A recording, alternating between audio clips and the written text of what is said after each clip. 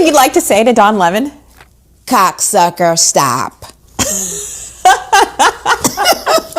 The camera cuts from the clinical, high-definition glow of a news studio to the chaotic, unscripted energy of a paparazzi-lined sidewalk. The contrast is jarring.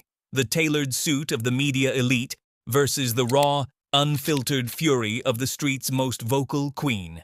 Nicki Minaj stands in the center of the storm, her eyes projecting a strategic silence that lasts only a heartbeat before she detonates the public lie. For years, the mechanism of mainstream media has positioned figures like Don Lemon as the untouchable moral compasses of the culture, using their platforms to label anyone outside the line as unhinged or out of their depth. But beneath that polished veneer, a calculated move was being made to suppress the very voices that built the platforms they stand on. When the question is tossed, addressing Lemon's laundry list of insults, the response isn't a PR-vetted statement. It's a two-word execution. Cocksucker. Stop. This wasn't just an insult. It was surgical friction. Nicki wasn't just attacking a man, she was attacking a system of incentivized gatekeeping. The dark truth is that while Lemon was busy crafting a narrative of moral superiority, he was allegedly ignoring the prophecy being shouted from the rooftops of the rap game. Nicki's "lock him up" rant wasn't a mental break, it was a blueprint. In the world of high-stakes influence, calling for an arrest is the ultimate price for a media mogul who thinks his teleprompter is a shield. The atmospheric tension in the industry has reached a boiling point where the unhinged are the only ones telling the truth, and the rational ones are the ones being led away in handcuffs. This is chess move logic at its most brutal. The Queen called checkmate years ago, and the world is only just now realizing the board has been flipped.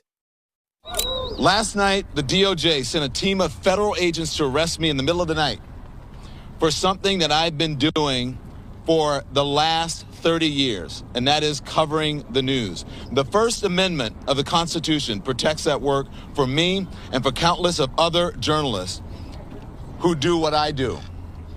I stand with all of them, and I will not be silenced. I look forward to my day in court. Thank you all.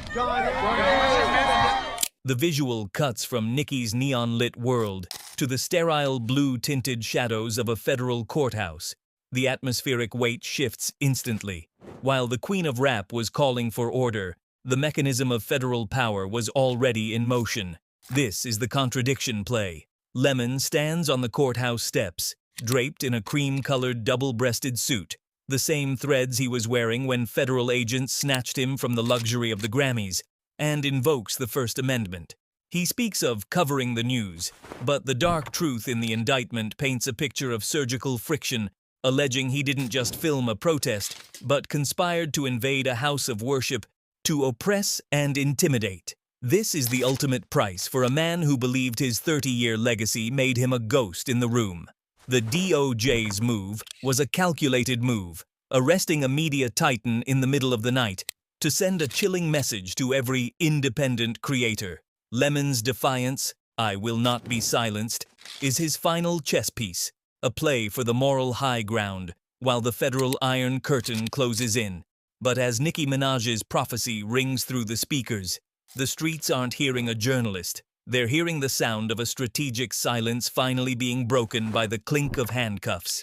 The game isn't about the news anymore. It's about who survives the reckoning.